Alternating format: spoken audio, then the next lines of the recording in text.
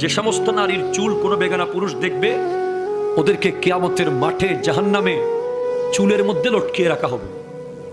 2, যে সমস্ত নারী স্বামীর সাথে তর্ক করে কথায় কথায়,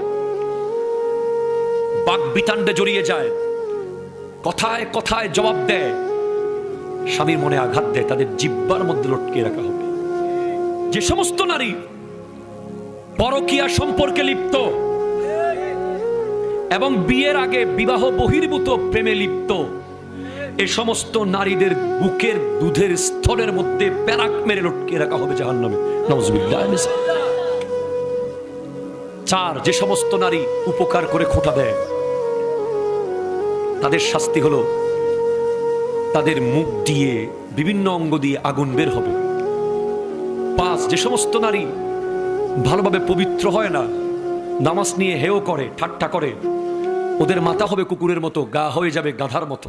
নাউজুবিল্লাহ।